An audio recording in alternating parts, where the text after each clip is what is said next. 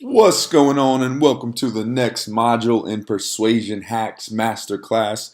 And today we're going to talk anchoring. And before I go into anchoring, I want to tell you a quick story. About a year and 3 months ago, I was driving. Me and my girlfriend were going to go eat sushi, and I was driving down the street 45 miles per hour. And we just want to go get sushi, right? And there's a apartment complex on my right, and there's a car that's sitting right there, getting ready to turn out of the apartment complex.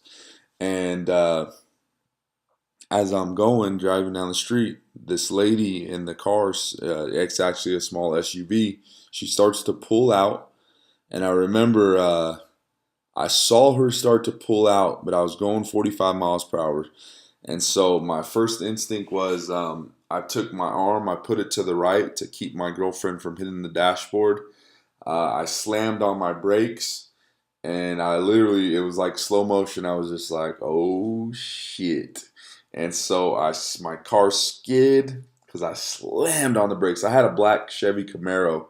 I slammed on the brakes. My car skid, my arms out trying to hold her back, and we slide, and then all of a sudden, boom! Hit the girl who pulled out. My airbag deploys. My girlfriend's airbag deploys. My car's smoking. There's like smoke coming in through the air vents. I look at my girlfriend, make sure she's okay. I look at myself. I'm like, all right, I'm not bleeding. Besides my knee was bleeding a little bit because it hit the front of the car. And so I'm like, oh shit. So I unbuckle my seatbelt, have my girlfriend unbuckle the seatbelt. We look around, make sure we're okay. I open my door, come around to the front. My car is destroyed, and the girl that was in the SUV, it was actually a brand new SUV, like 2 weeks old. Hers was destroyed also. The whole axle and everything was ruined, and it was like 2 weeks old. And so my car got totaled.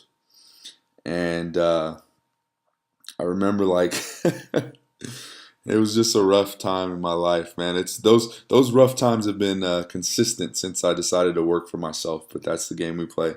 Um, so I was out without a car, right? And that car was paid off, 100% paid off. It had been paid off for like 2 years because I paid it off in like 2.5 years. And so I was just enjoying having no car payment in my black Camaro, and that got ruined, right? So what happened was they totaled my car. I got a check. I got paid out, and I went without a car for a few weeks. I just was sharing cars with my girlfriend because I didn't want another car payment. But then when football season rolled around, I had no choice. I had to get a car because I had, she's working. I got to go to football practice. It just wouldn't work any other way. So I remember I went to the dealership and went to a couple dealerships, and the guys were full of shit. You know what I mean? And I just wasn't seeing anything I wanted. And one thing is, I always like black cars, right? So my Camaro was black, but I went over to this other dealership where my buddy's friend, or my little brother's best friend's older brother worked. So we have two little brothers in common. That's the connection. So we go there, and I'm looking around at different cars and da da da da. And then he's like, "Hey man, I got this Charger that's here." He's like, "It's white, but it just went down like 3 grand because it's been on our lot for 30 days, so we're gonna have to start paying interest on it next month. So we just lowered the price if you want to check it out." And I go over and I check out the car. It's a 2015 uh, Dodge Charger, and it's a white car, which I always buy black cars. That's just my preference. But it has 15,000 miles on it, and it's selling for like $15,880 or something like that. And so I'm like, all right, cool. So I test drive it, and then I come back up, and I go inside, and I'm looking on Google or whatever. I'm looking at Kelly Blue Book or whatever it is, and I look up the price range. And for that same exact car, they're selling for between like 22,000 and 28,000, somewhere in that range, for that model, for the same exact car, same year, same mileage, same model. And so I ended up buying the car, right? And I bought the car for $5,000 under value, blue book value or whatever. And now I've had that car for about a year and a couple months now. Why do I tell you that story before we get started? Because there's something called anchoring. All right. And what is anchoring? Well, anchoring is very simple. First, you give a number to plant an anchor in someone's mind, right? So if I said, "Hey, I'm going to have you give me $12,478 today, because I'm going to give you so much value, it's going to absolutely blow your mind. So I'm going to give you over $12,478 worth of value, and then you're going to pay me for it." Cool. And then I go through my presentation and I go through my pitch and I tell you everything, da da da da da. And then when I actually present my offer, I say, okay, so like I said, normally you would have to pay $12,478, but today because it's Tuesday and I really want to help you out, you get it for only $3,287. So if I did my job building the value up to this first number, then you will happily pay this second number, right? So that's anchoring. So that's why Black Friday people lose their freaking minds and go, because they're getting 50% off of a TV, they'll trample someone or they'll push an old lady on the floor or whatever, right? Why do people do that crazy psychotic stuff? Anchoring. Anchoring. And so price anchoring is a very powerful thing that you can use in your business. In that same presentation I talk about often where Russell Brunson closed $3 million in 90 minutes. I keep referring back to it because he literally made more money in 90 minutes than any other speaker in the history of the world. And I witnessed it live in person, and it literally changed the way that I view making money forever. It changed my entire life, in all honesty. But the reason I keep referring back to it in this lesson is because at the very beginning, he said, "I'm going to have you guys pay me $11,587, whatever the price was," right? And he's like, "I want you guys all to stand up and say this with me.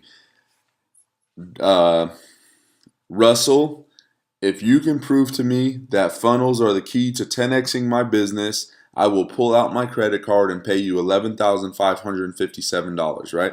So he had everybody in the crowd stand up and pledge that at the beginning of his presentation. And then at the end of the presentation, when he made his pitch, he's like, "All right, how many of you guys are ready to pay me $11,557? And a bunch of people start cheering, "Woo, yeah," because he had built up millions of dollars worth of value through the presentation, right? And so when he says, then the next thing he goes to is what are called if all statements, and he says, if all that this did was help you to duplicate your number one salesperson and fire all your shitty salespeople, would it be worth it? He didn't use the word shitty, right? Would it be worth it? If all that this did was help you fire all your tech people and all the people holding you hostage, your designers and all that stuff, and save time, would it be worth it? If all this did was help you get your message out to more people that you can help, would it be worth it? And then so he uses if all statements to signify the value, right? To make sure that this value is justified, the 12,000. So you're saying, if all that this did was this, would it be worth $12,000? If all that it did was that, would it be worth $12,000? If all that it did was this, would it be worth $12,000? And so you're anchoring that price. You're taking this price and you're digging it down into the ground where there's no question, like, boom, it's here, it's in the mud, and this is how much it's worth, right? And then when you give the other price, the price of contrast, people will lose their freaking minds. You literally had people sprinting upstairs to the booth in order to buy, right? That's how excited they were because the price had been anchored. And so how can you use this in your business? Easy. Build a lot of perceived value and then always give a lower price, right? So whatever the perceived value is, you want to give a lower price. I've heard different things here. Some people say build up this perceived value as much as possible. So this number can be $197,000.57, right? Or something like ridiculous, but you're going to get it today for only $3,287. In my opinion, and this is just me, I could be wrong, but a lot of times when it's too big of a contrast, it almost seems unrealistic. You're like, something's up. There's not really that much value there, right? But something like this, where you're about 5 to 10 times greater, you can really, like 10 is like the sweet spot, right? If this number over here was like $32,878, and then I say you're going to get it today for only $3,287 because, and I give a reason, using the word because, that's how anchoring works. But that's anchoring. You see it each and every day of your life when you get coupons, when you get Black Friday, when you get all this different stuff that goes on. That is all just anchoring. And so that's all for this lesson. I'll see you on the next one. Peace.